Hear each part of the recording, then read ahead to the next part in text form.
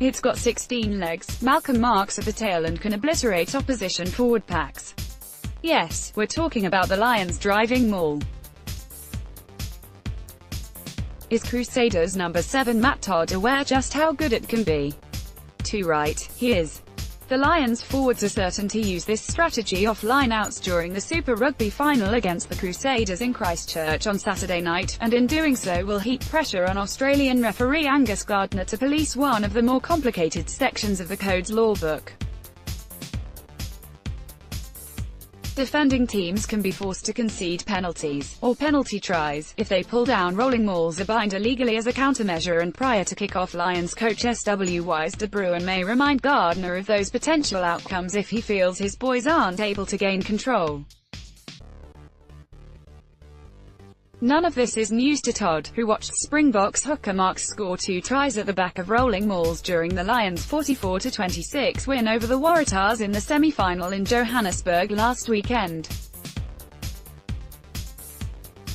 It's a real momentum changer for them, not just with tries but also getting them field position when they were under the pump a little bit at the start of that game, Todd said. It's hardly surprising, then, that refresher courses on how to halt the Lions' drives, and keep Gardner from issuing penalties or even yellow cards, are mandatory for the Crusaders this week. Most definitely. When a team has a bigger strength, as they do in that area, you have to put some time into it, Todd stated. Jace Ryan, forwards coach, will come up with a good plan for us there. The Crusaders won't lack grunt when trying to blow the Lions' juggernaut off its tracks. 7 All Blacks and new Wallaby Pete Samu, who is likely to replace the injured Jordan Tafua at blindside flanker, will start in the forward pack. You have to stop it before it gets set up, Todd explained. They are big men and obviously work well together. Don't give them opportunities, especially down our end. There needs to be urgency to get in and nullify it, I guess. On Monday the Crusaders had an indoor training, working on the line-out execution among other things. And, probably, behind closed doors they explored ways to see how the Lions like some of their own medicine by practicing their own rolling mauls.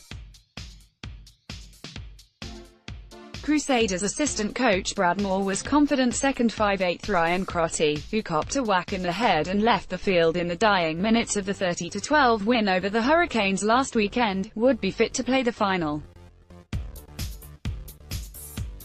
Crotty passed an HIA during the game, and was not concussed, but it is something we need to take very seriously. The expectation is he will be available, Moore stated. Dr. Martin Swan is an outstanding doctor, highly ethical.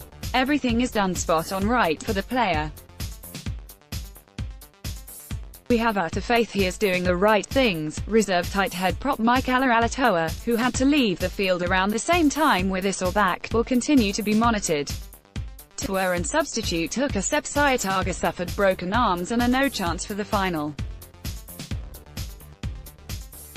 After the victory against the Hurricanes, a section of the Amey Stadium crowd gave the coaches a standing ovation. It was well received, said Moore. It was one of those goosebump moments that you live for. With the ovation and good luck wishes, knowing we were coming back for another week, were outstanding. Stuff promoted stories recommended by